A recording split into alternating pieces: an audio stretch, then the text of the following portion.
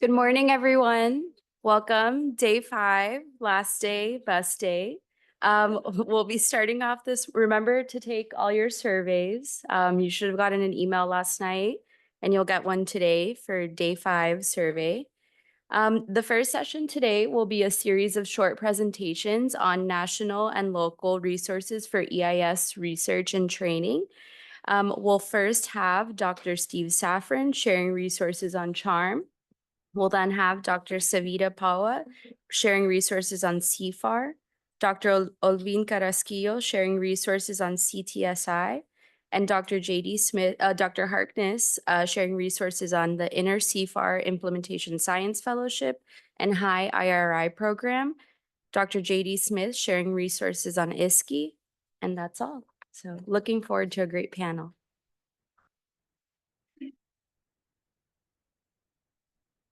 Thank you, and welcome to our last day. You guys all persevered. Thank you so much. So let's see.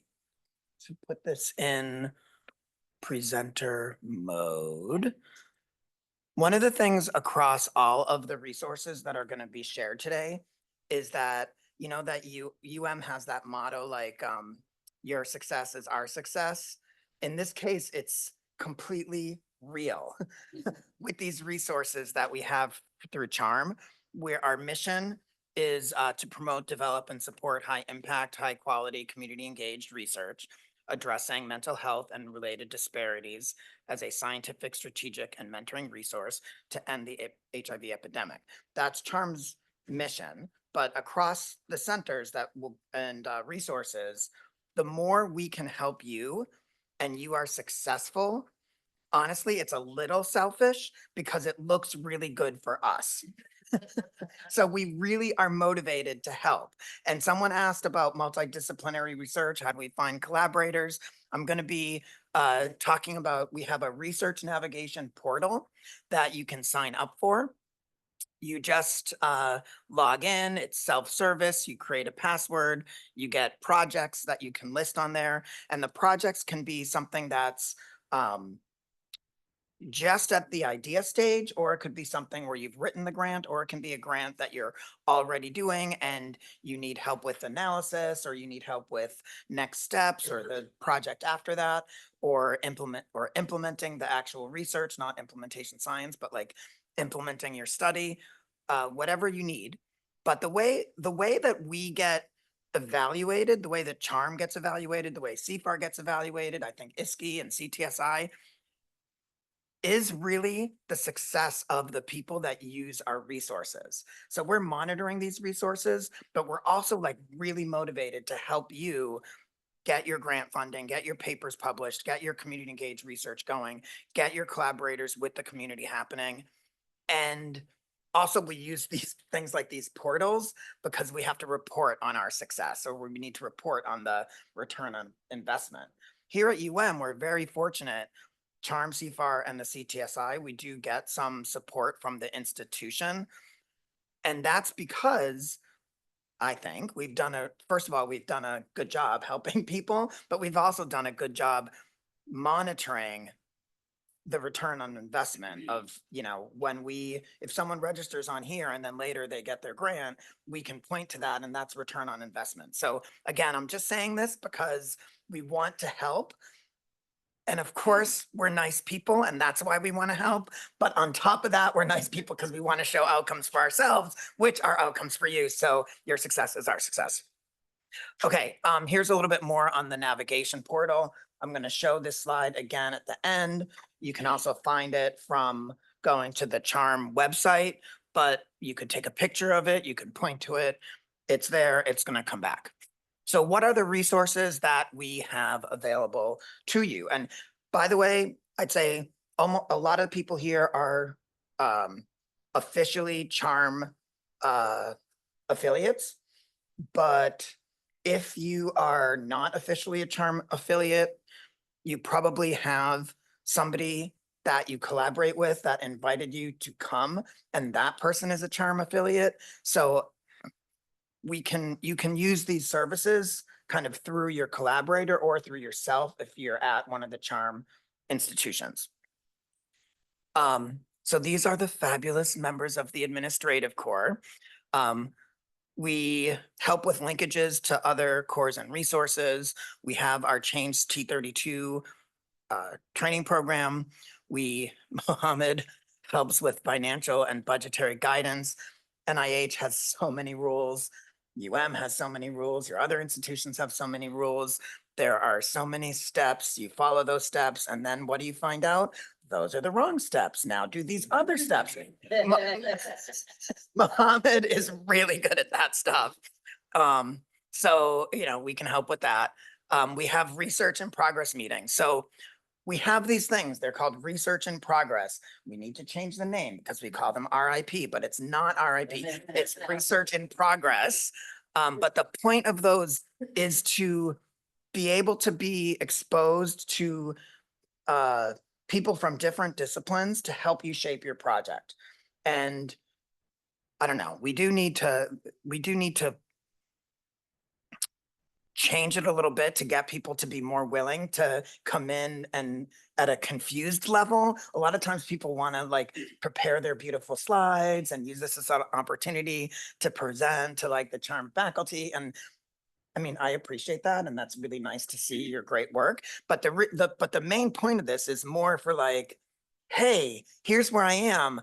I don't know what to do next. Hey, Dan Feaster, you're an amazing biostatistician. What do I do with this design component of it? Steve, you're crazy, but let me talk to you because you might have some ideas regarding behavioral science. Whoever else, Deborah Jones comes on. Sometimes if you ever need a grant reviewed with like lots of red, Mariama said that I do that, but like Deborah, you want Deborah for that. But you get the different resources, you get different disciplines, and you can get feedback on your proposal or on your science, wherever it is, present, we give feedback, we're nice, we're caring, we try to do it in a nice way. We're also direct, we tell the truth. We want you to be successful. So that's part of it. The developmental core is really specifically just that, like looking at helping you develop new projects. So we have a call for pilot and scholar awards once a year. And we give out usually about 3 awards total. However, as you will hear from CFAR and CTSI, they also give out pilot awards. So a lot of times, even if you're not one of the 3 that's picked, we specifically try to, if you just apply, we will help you with the proposal with feedback. If you're not selected, we will still meet with you. We will help you shape it.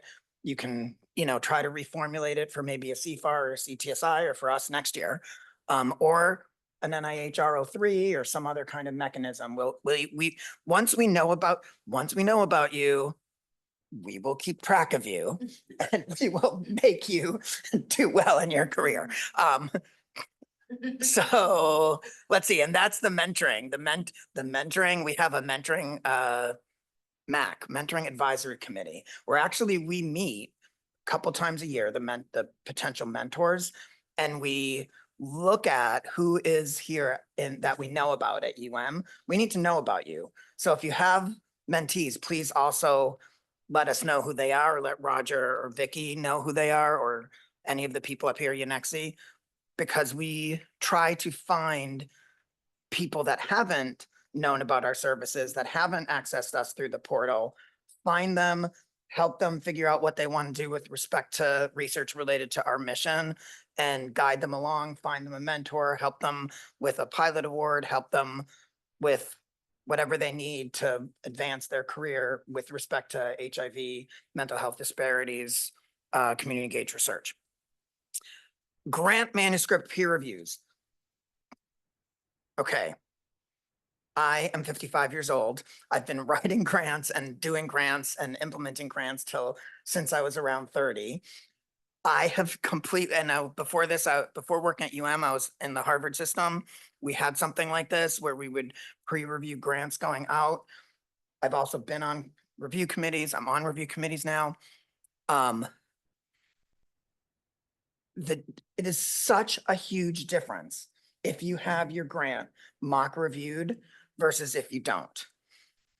I'm telling you, in both of those institutions, the people that would do their grants like a month and a half in advance, do the peer review, get the feedback, those people like almost 100% eventually get their grant funded. When you don't, it's more like 50-50. And even I see it, like I know at UM who sometimes are submitting grants, like maybe they've gotten their first R01 and now they're trying to get their second R01 and they think like, okay, I know how to write grants now, like that's great. And I see them not getting their grants and then not doing the peer review through term. And I'm like, come on, like do it, send it to us first. We'll really help you. You know, I myself, like I send my stuff out. The charm, I say this proudly, the charm overall section. I wrote it. I thought it was amazing. Rosanna helped. We had beautiful tables and figures. I thought it was like the best written grant. I gave it to Deborah Jones Weiss to read. I was so proud of myself. I was expecting that like, great job, don't change anything. I opened up the email. It's that thing that JD said yesterday. I look at the screen. It's like red. I'm ready to cry. You know? I mean, so it is hard to see that stuff, but we handled it. She handled it. We got an external reviewer too. It got an amazing score and now we've got our funding. So, you know, you kind of just have to know to go through that process as hard as it is. So we have that service, which I think really folks should take advantage of. All right, I'll go a little faster because we have other methods core, outstanding resource, quantitative and qualitative research and design. We've got people doing technology stuff like Luntita. We've got Joe DeSantis is our qualitative. Ray and Dan are amazing biostatisticians. They're also really great at data management. I want to tell you, data management is no joke. To do it correctly, I would go into my horror stories of life, but that will take too long of trying to redo not so great data management systems, but you really want, Ray is Dr. Redcap. So like, you know, if you need help with Redcap, I think he's part of the original Vanderbilt Redcap team. So he really knows that stuff. But we have a measures library. We do all the things that I just said. Okay, mental health disparities and community engagement core. We want your studies to be relevant to the populations that they serve, and this core can really help with that. So we have a community advisory board. We have two community advisory boards, actually. We have the main community advisory board, which this core works with, and they are really integrated in everything that we do, including helping review your developmental awards, including helping us with the request for proposals as to what topics we'll be wanting to say our priority areas for our pilot funding.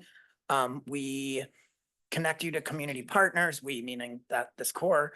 We have great opportunities to be able to interact with the community through our charming conversations, which are presentations and discussion panels that Dr. Dale runs. We also have a specific Latino MSM cab that Audrey facilitates with her core, with your team, with your team. Okay.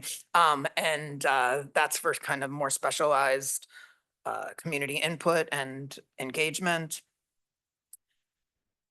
We do translations of measures,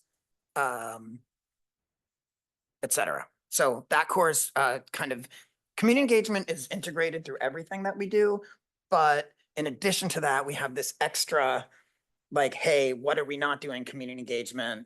What can this core kind of scan and make sure that it happens?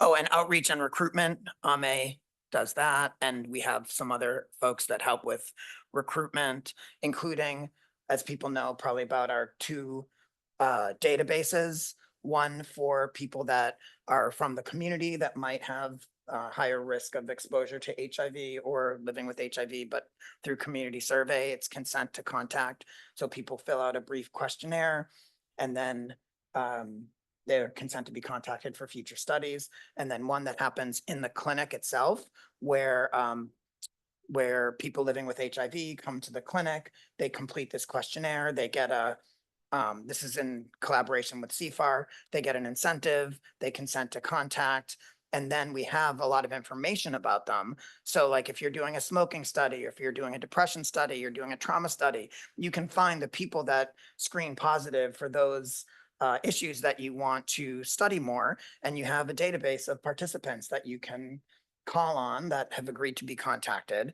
And in terms of our outcomes, like a lot of people have used that database to just get their recruitment for their people living with HIV. And then finally, you've heard a lot about the amazing new core that is responsible for this week's workshop, the Equitable Implementation Science Core. It started with Dr. Prado as the director. He did such a good job that UN promoted him to provost, Trump provost. So, but we also have the amazing Audrey now, who's the director, Mariano, the co-director. And we're doing all kinds of implementation science work that you've been hearing about this week. We also have some micro grants in addition to the developmental awards that I mentioned. And here again is the research navigation portal. If there's one slide you should take a picture of or make sure to download or to use, yes, here's your opportunity. And that's it for charm. Oh, yes, I will go back after I said to do that.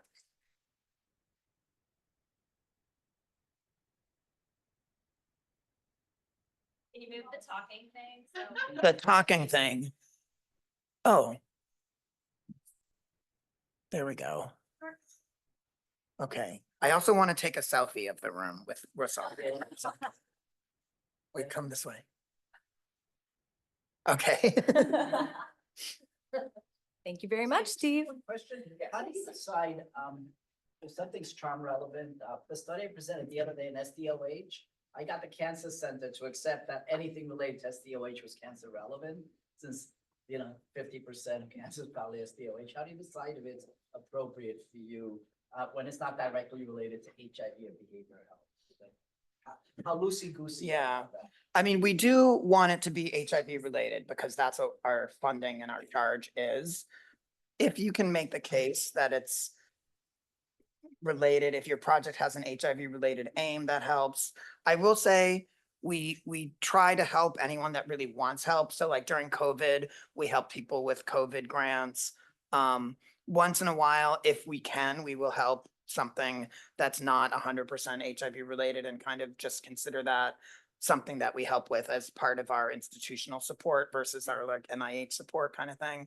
So we typically don't say no, but I hope that answers it. Yes, sounds like there is wiggle room. Yeah. Great. Thank you so much. All right. I'm going to quickly stop the recording and then restart it.